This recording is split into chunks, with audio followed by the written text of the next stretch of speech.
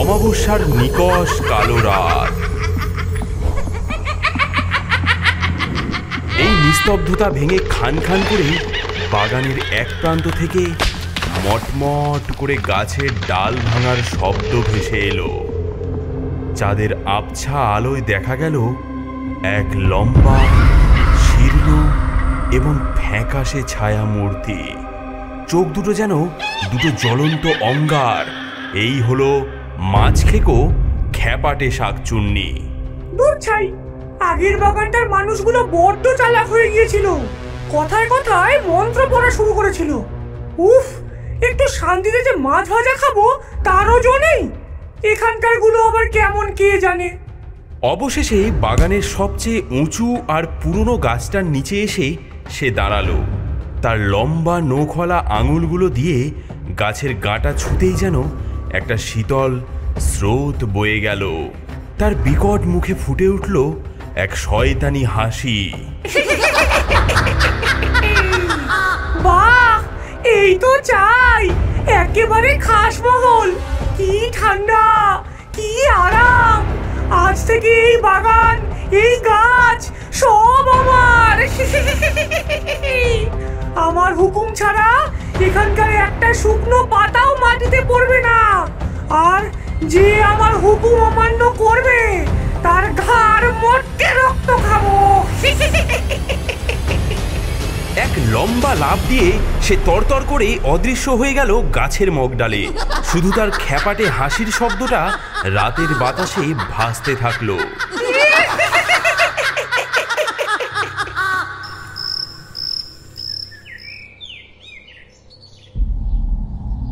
তারক, এ কেমন পচা মাছের গন্ধ রে বাবা, গা গুলিয়ে উঠছে। তাই তো, আর হাওয়াটাও কেমন যেন ভারী। দেখছো, একটা পাখিও ডাকছে না। এসেছে আমার বাগানের নতুন দুটো চাকর। দেখি আজ কেমন করে তোদের গতর খাটানো যায়। আমার বিনা হুকুমে আমার বাগানে ঢুকেছিস, শাস্তি তো পেতেই হবে। সর্বনাশ, কালকে তাজা সুপারি এক রাতের মধ্যে পচে কালো হয়ে গেল কি করে? এ তো কোনো পোকার কাজ নয়। দশরথ ব্যাপারটা বিশেষ পাত্তা না দিয়ে অন্য একটা গাছ থেকে সুপারি পাড়তে যেই না কাস্তে উঁচিয়েছে, অমনি তার হাতটা অবশ হয়ে গেল। কাস্তেটা ঠং করে মাটিতে পড়ে গেল। আরে, হাতটা এমন অবশ হয়ে গেল কেন? সে আবার কাস্তে তুলল, কিন্তু আবার একই ঘটনা ঘটল। এই যা, তিনবারের বার সে ভয় পেয়ে পিছিয়ে এলো। না, আজ আমার দ্বারা আর হবে না। শরীরটা কেমন করছে। বাবা, তুমি কি কোনো হাসির শব্দ শুনলে? মনে হলো যেন কেউ খিলখিল করে হেসে উঠলো। কই না তো, বাজে কথা বলিস না তো। চল কাজ কর। দুপুরে কাজ করতে করতে তারকের খুব জল তেষ্টা পেল। বাবা, কি তেষ্টা পেয়েছে। জলের কলসিটা কই গেল?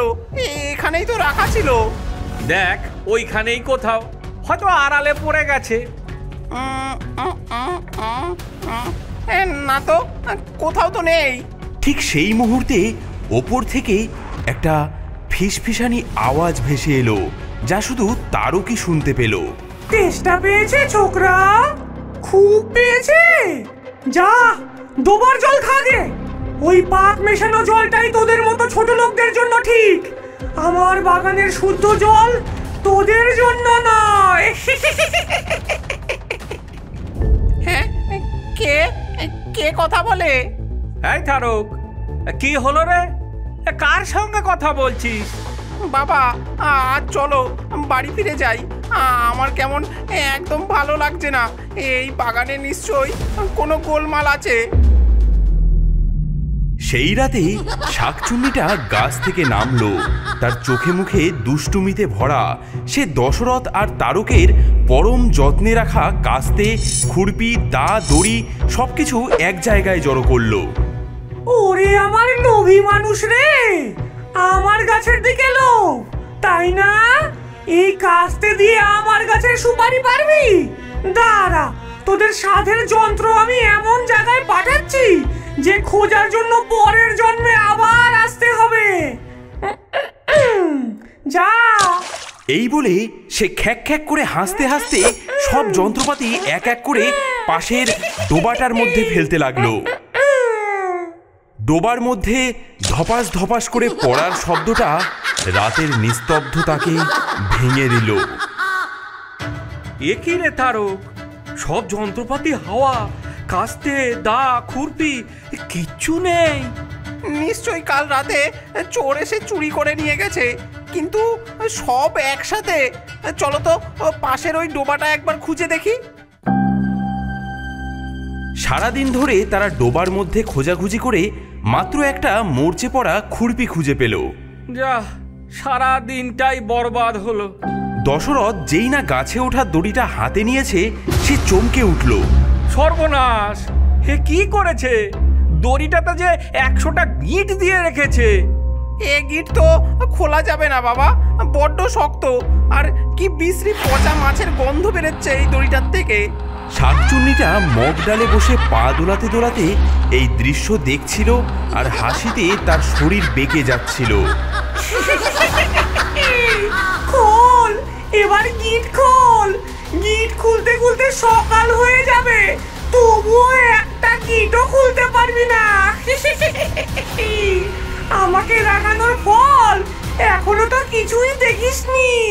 তারক, আমি নিশ্চিত এ কোনো সাধারণ চোরের কাজ নয়। কোনো অপদেবতা আস্তানা গেড়েছে ওই উঁচু গাছটায়।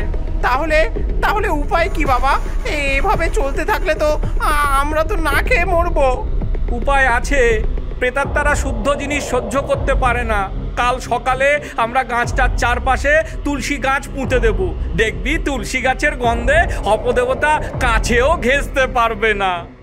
পরদিন বাবা ছেলে মিলে সেই উঁচু গাছটার চারিপাশে মাটি উঁচু করে অনেকগুলো তুলসী গাছ পুঁতে দিল। রাতের বেলা শাকচুন্নিটা গাছ থেকে নেমে এলো।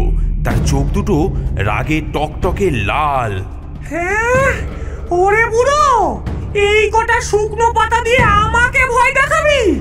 আমার বাড়ির উঠোনে এসব নোংরামি? আমি মাছ খেকো শাকচুন্নি, তোদের এত সাহস? হ্যাঁ।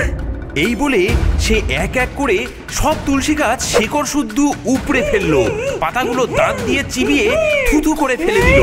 কি হলো রে বুড়ো? কই তোর তুলসী? সব আমার পায়ের তলায়। শুধু তাই নয়, সে দশরথের গলার স্বর হুবহু নকল করে বিকট সুরে ভজন গাইতে লাগলো।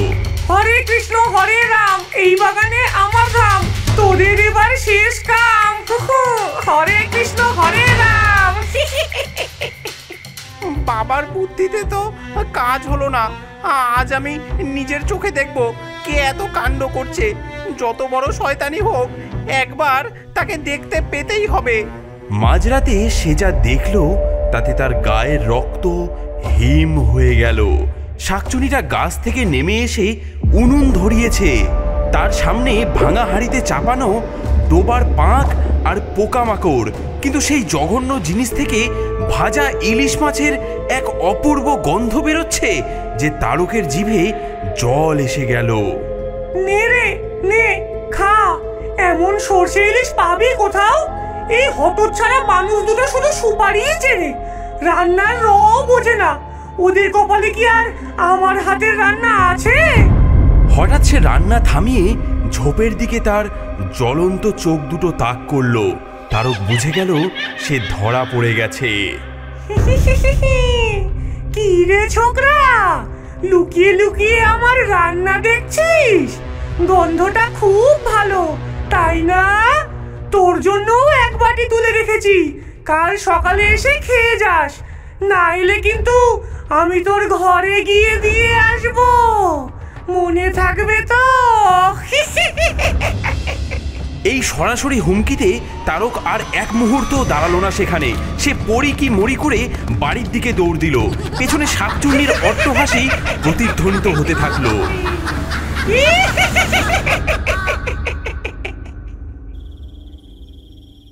ওঝামশাই, ওঝামশাই আমাদের বাঁচান। সব কথা তো আপনাকে খুলেই বললাম।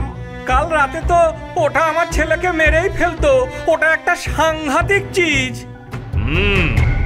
ক্যাপাটে শাকচুন্নি, দেমাক অনেক, একে সাধারণ ভূতের মন্ত্রে কাবু করা যাবে না।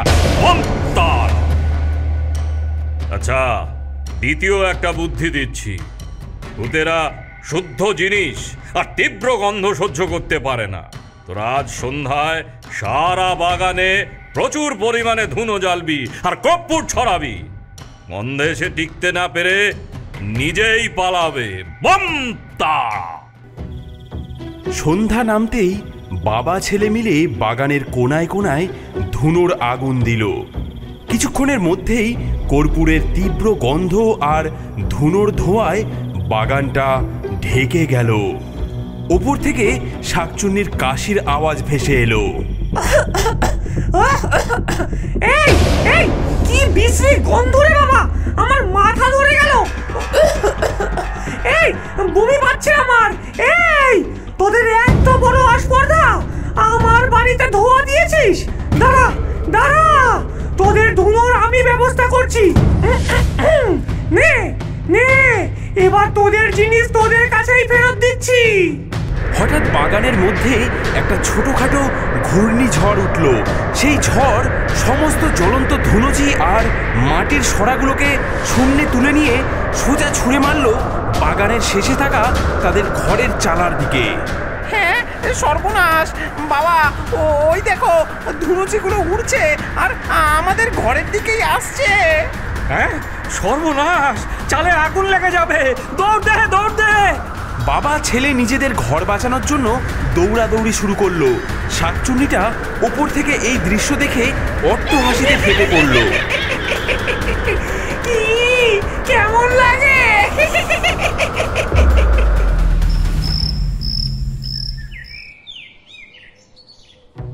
আর কোনো উপায় নেই ওঝা মশাই, আমার ঘরটাও কাল পুড়ে যেত। দুবার হারলাম আমরা। বুঝেছি, একে ভয় দেখিয়ে লাভ নেই, ওকে অপমান করতে হবে। বঙ্কাল! ওর সবচেয়ে বড় দুর্বলতা হলো ওর মাছের লোভ আর প্রচন্ড দেমাক। আমরা সেই দুর্বলতাতেই শেষ ঘা দেব। বঙ্কালি! শোন, আমি যা বলছি তাই কর।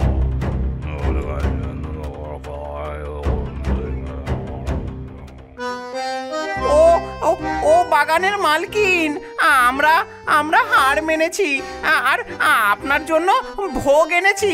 দেখুন, দয়া করে গ্রহণ করুন একবার। কি এনেছিস রে? এতদিনে তাহলে আমার ক্ষমতা বুঝতে পারলি? ঠিক আছে, রেখে যা, দেখছি তোদের ঘটে কেমন বুদ্ধি হয়েছে। দুবার জেতার অহংকারে শাকচুন্নিটার মনে কোনো সন্দেহই জাগলো না। সেই গাছ থেকে নেমে এসে কলাপাতায় মোড়ানো রুই মাছের মতো দেখতে বস্তুটা তুলে নিল। বাহ, শেষ পর্যন্ত আমার কদর বুঝলো। দেখতে তো বেশ লাগছে, আর গন্ধটাও তো খাসা বেরোচ্ছে। এই বলেই সে আর দেরি না করে মাছের বড় একটা টুকরো মুখে পুরে দিল, আর তারপরই সেই প্রলয়ঙ্কর কাণ্ড ঘটল।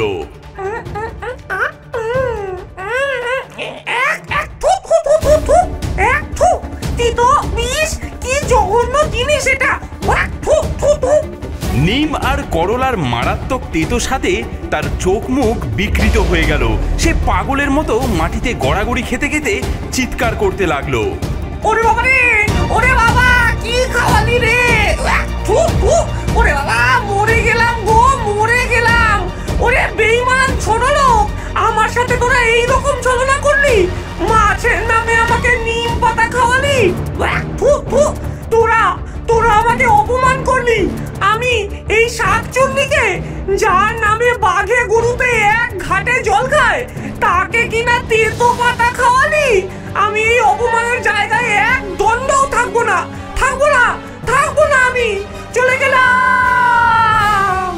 তার সমস্ত অহংকার, সমস্ত দেমাগ যেন এক মুহূর্তে ধুলোয় মিশে গেল। ভয় দেখিয়ে আগুন লাগিয়ে যাকে তাড়ানো যায়নি, সামান্য তেতোর স্বাদ তাকে চরম অপমান করল। আমি যাচ্ছি, তবে তোদের এই তেতো নিম পাতা খাওয়ানোর সেই থেকে সুপুরি বাগানটা শান্ত। তারক আর দশরথ বুঝেছিল সবচেয়ে বড় শয়তানেরও সবচেয়ে তুচ্ছ কোনো দুর্বলতা থাকে, শুধু সেটা খুঁজে বার করার মতো বুদ্ধি আর সাহস থাকলেই চলে।